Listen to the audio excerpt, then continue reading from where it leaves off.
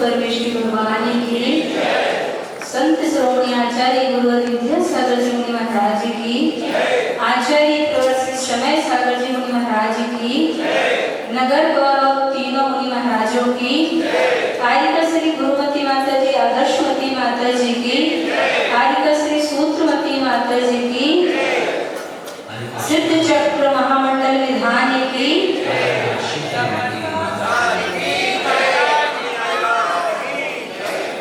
भैया जी समय तो पूरा हो गया है।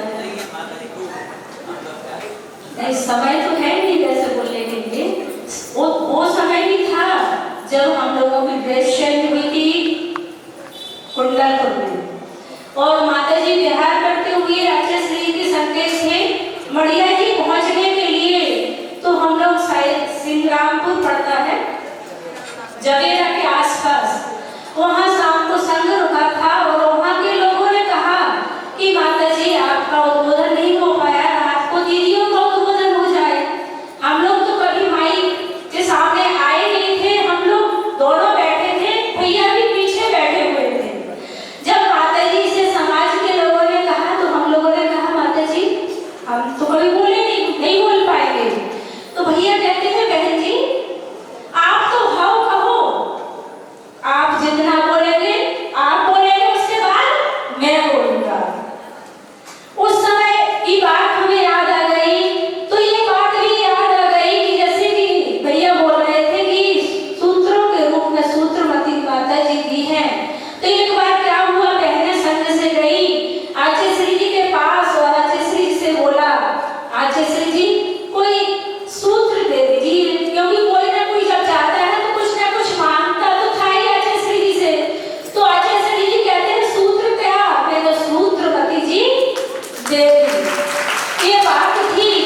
तो हमें ये लगता है कि ये विधान के ऊपर विधान, आप कहेंगे कि अभी विधान हुआ, अभी 10 लक्षण हुए और 10 लक्षण में आपने जो आचार्य परमेश्वरी के मूल गुण थे ऐसे 10 धर्मों की आराधना की और उसके बाद नंदीश्वर में अरहंत प्रभु की भी आराधना की और उसके बाद आपके सामने नंबर आया है सिद्ध भगवान की अर्चना करने का। तो एक के बाद एक आप कहेंगे सूर्य रोज आता है और चला जाता है, क्या होता है? तो किसी ने सूर्य से पूछा कि सूर्य महाराज आप रोज सुबह सुबह आते हैं और क्या मतलब है आपका?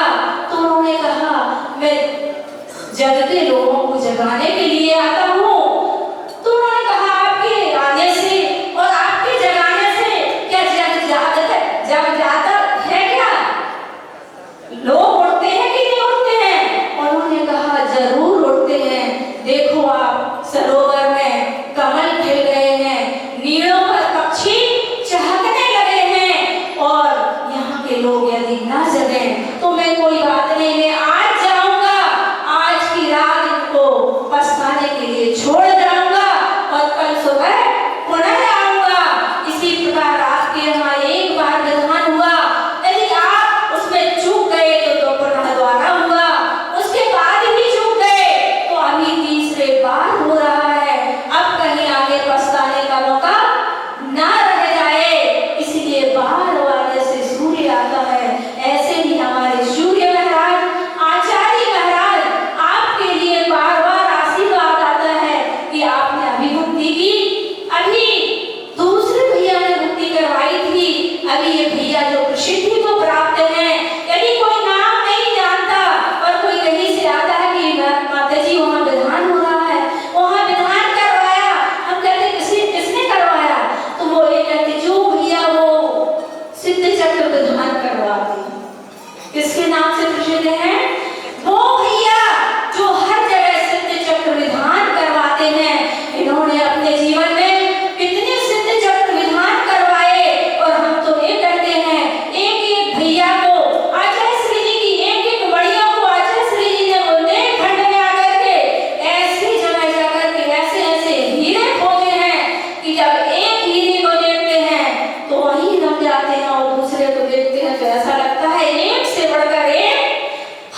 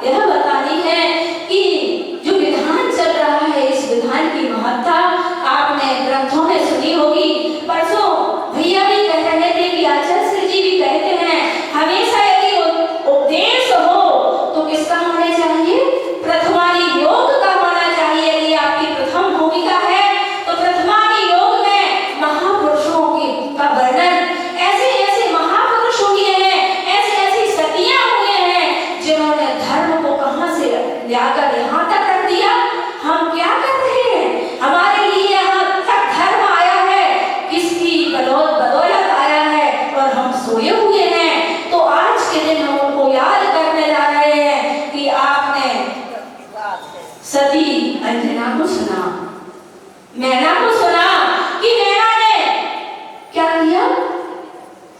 सिद्ध चक्र विधान रचाया। परंतु उर्मिला भी आपके सामने है कि एक ऐसी उर्मिला है जो कि उन्होंने भी अपने जीवन में सिद्ध चक्र रचा, परंतु परिस्थिति क्या थी? परिस्थिति वह थी कि जब मथुरा में दो मुनि महाराज का आगमन हुआ, आहारचर्या के लिए वह आगमन हुआ, और आहारचर्या के बाद वह अपने स्थान में जंगल की ओर जा रहे थे, क्योंकि जंगलों में ही मुनि महाराज रहते थे। आपने अभी आज के दिन 64 पृथ्वी विधान चल रहा है, उसमें मुनि राजों का वर्णन चल रहा है, कैसी कैसी उनकी चर्या थी, इस प्रकार से उनकी रिद्धियां थी। तो वो वापस जा रहे थे और एक दृश्य देखते हैं कि रास्ता में एक छोटी सी कन्या पातियां पड़ी हुई है गांव के बाहर, और उसमें से एक एक दाना उठा करके खा रही है।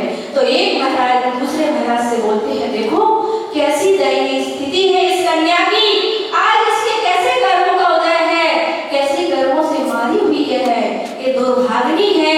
तो मुनि महाराज कहते हैं ये दुर्भाग्नि नहीं, इनके दुर्भाग्य अभी चल रहे हैं, परंतु ये सौभाग्यवती थी।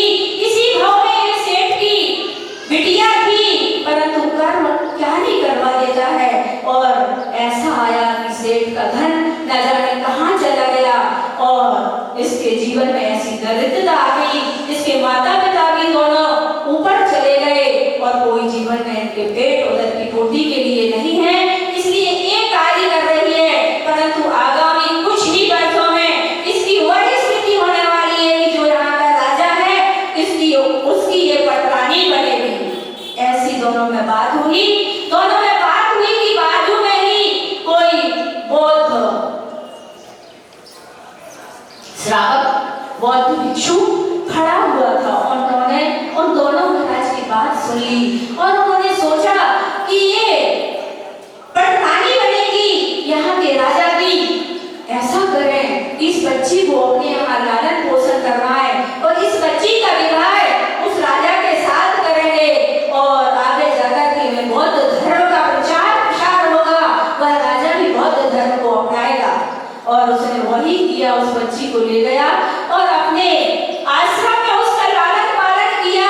वह सेठ की तो लड़की थी ही, रूपवती थी, बुद्धिमत्ता थी, और उसको बौद्ध गाथाओं का पठन पाठन करवाया, और एक दिन वह अपने आश्रम में झूले पर झूल रही थी, और बौद्ध जो उनको पढ़ाया गया था उसका ही स्मरण पाठ कर रही थी अपनी सुरीली आवाज में। पर होता क्या है कि वही राजा वहां से निकलता है, उसके कानों में वह आवाज पड़ती है, और राजा देखता है कि आखिर ये आवाज कहां से आ रही है।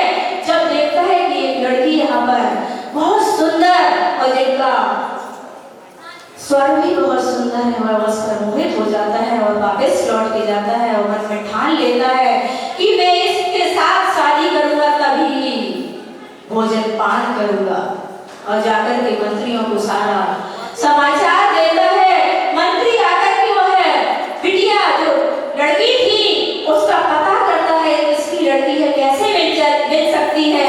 वह बौद्ध भिक्षु था, उसको तो वही इंतजार था कि मुनि महाराज ने दिगंबर मुद्रा में जो मुनि महाराज थे उनके मुख से जो निकल गया वो एक दिन सत्य होके ही रहेगा।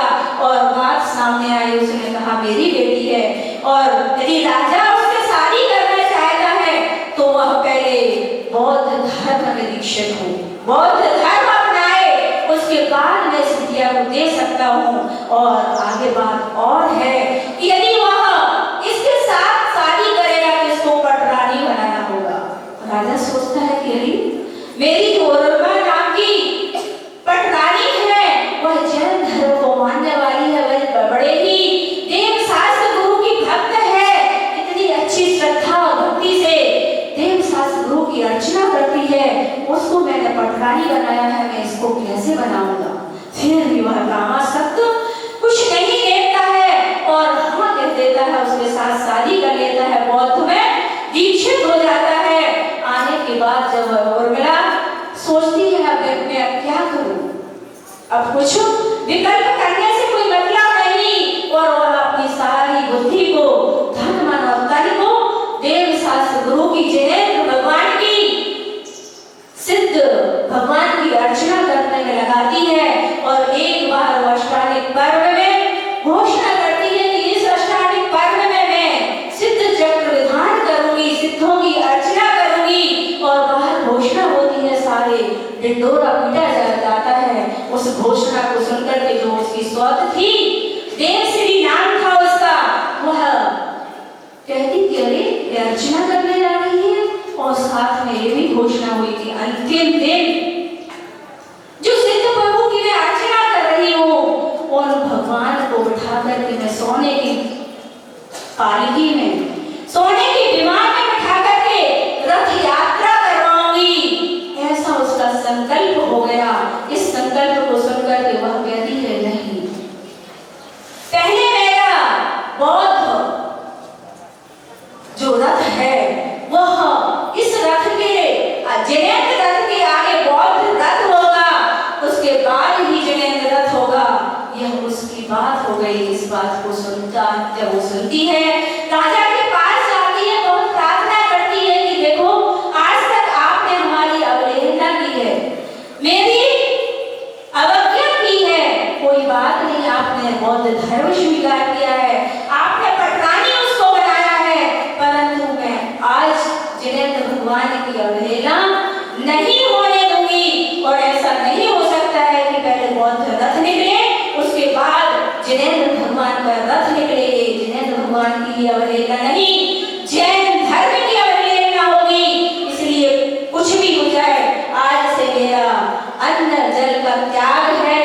जब तक जिनेंद्र भगवान का रथ आगे नहीं निकल जाएगा, तब तक मैं अन्न जल ग्रहण नहीं करूंगी। राजा कहता है जो होगा वह देवश्री के अनुसार ही होगा। अब वह क्या करती, जाकर के वहां क्षत्रिय बनी हुई थी, क्योंकि पहले क्षत्रिय होती थी, जैसे आखिरी की क्षत्रिय आपने सुना है, कई बार सुना है कि राजस्थान में आज भी है। जब आचार्य श्री जी दीक्षा वही ली थी, और दीक्षा के बाद उनके गुरु ज्ञान सागर महाराज थे, उस समय आचार्य श्री जी क्षत्रियों में जाकर के ध्यान लगाया करते थे। और ध्यान लगा करके जैसे ही स्वाध्याय का समय होता था, और वह गुरु महाराज के पास स्वाध्याय के लिए आया जाया करते थे। परंतु एक बार क्या हुआ, उस समय होने के पहले ही गुरु ज्ञान सागर जी ने वहां के श्रावकों के लिए, और वहां आचार्य श्री जी के लिए जो आचार्य नहीं थे, उन्हीं विद्यासागर जी थे, उनको लेने के लिए भेजा। तब वह पहुंचे और वो आए, और आचार्य श्री जी ने गुरुजी से प्रश्न किया कि गुरुजी मैं तो समय से आ जाता हूँ, आपने आज समय से पहले लेने के लिए क्यों भेज दिया, मैं तो आ जाता।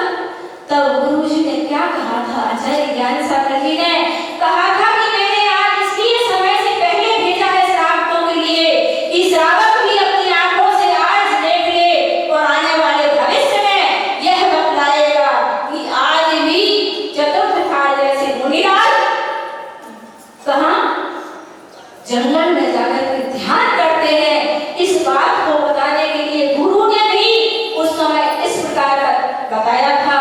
तो उसी प्रकार की क्षत्रिया उस समय भी वहां पर कोई दो मुनिराज आए थे, और जाकर के वह उर्मिला उनके पास जाती और निवेदन करती है, सारी आपको कथा सुनाती कि ऐसा ऐसा हो गया है। और भगवान मुनि श्री से कहती है कि आप ही हमारे शरण हैं, जैन धर्म की शान है। आज जैन धर्म पर कोहरा फैला हुआ है, इसको दूर करने के लिए आप ही सूर्य हैं, और आपका आशीर्वाद है, और हमारा अन्न जल का त्याग है कि हमारा विमान जिनेंद्र भगवान का विमान ही आगे निकलेगा। आप इसके लिए आशीर्वाद दीजिए। गुरु महाराज कहते हैं आपको चिंता करने की जरूरत नहीं है। यह अनंत काल से जैन धर्म की यशोगाथा गाने वाली ध्वजा हमेशा से फहराती आई है, और अनंत काल तक फहराती ही रहेगी। आप इसकी चिंता ना कीजिए, कुछ ही क्षणों में आपके प्रश्न का समाधान अवश्य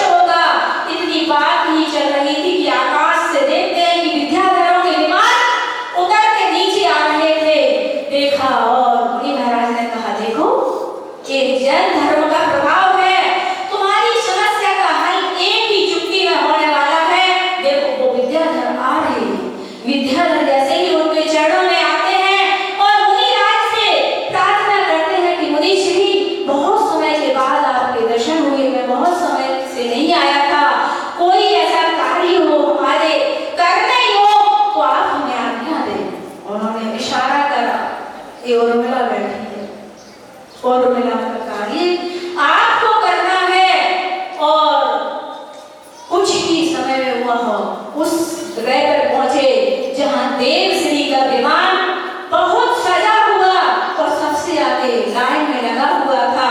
वो वहां पर पहुंचते हैं और जिनेंद्र भगवान के विमान को आकाश में उड़ा करके ले जाते हैं और देव श्री के विमान से भी ऊपर आकाश में जिनेंद्र भगवान का विमान चलना शुरू हो जाता है। ये जैन धर्म की महिमा, ये सिद्ध चक्र की महिमा, ये उर्मिला की भक्ति की महिमा। क्या उर्मिला आज नहीं है? आज किसी को संकल्प नहीं है कि हमारी जैन धर्म की ध्वजा नीचे नहीं गिरना चाहिए, जैन धर्म की प्रभावना होना चाहिए, जैन धर्म की ध्वजा हमेशा लहराना चाहिए। यदि हम भी संकल्पित हों, उन्होंने तो सोने की पालकी में, सोने के विमान में, जिन्हें ऐसी परिस्थितियों में भी अपने विमान को नीचे नहीं ऊपर आकाश में चलाया। और जब ये सारा कुछ राजा ने देखा, उसकी रानी ने देखा, पटरानी ने, तो वह आकर के नतमस्तक हो गए और राजा सहित पूरी प्रजा जैन धर्म को अपना ली और जैन धर्म की पुजारी बन गई। ये इतिहास है हमारा, ये हमारे पुराणों ग्रंथों की महिमा है कि कैसी कैसी सतियां हुई हैं, जो सती के माध्यम से भी यहाँ तक धर्म आया है।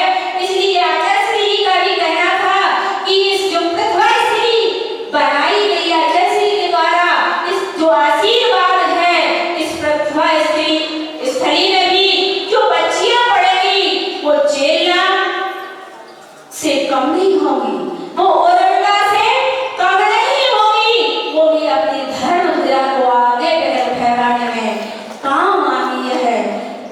जैन धर्म का पताका पंचम काल के अंत तक फहराएगा, ऐसी सोच आचार्य श्री जी की थी और है। उनका ही आशीर्वाद आप सबके साथ है और भैया आचार्य श्री जी के साथ बहुत लंबे समय तक रहे हैं और आचार्य श्री जी के बारे में आप सबको बताते रहते हैं। आप बहुत मनोपूर्वक और शाम को भी आकर के बहुत समय से पहले उनसे कुछ लेना सीखें, क्योंकि उनके बारे में एक एक शब्द सुनना आज महाग्रंथों से, महापुराण से भी कम नहीं है।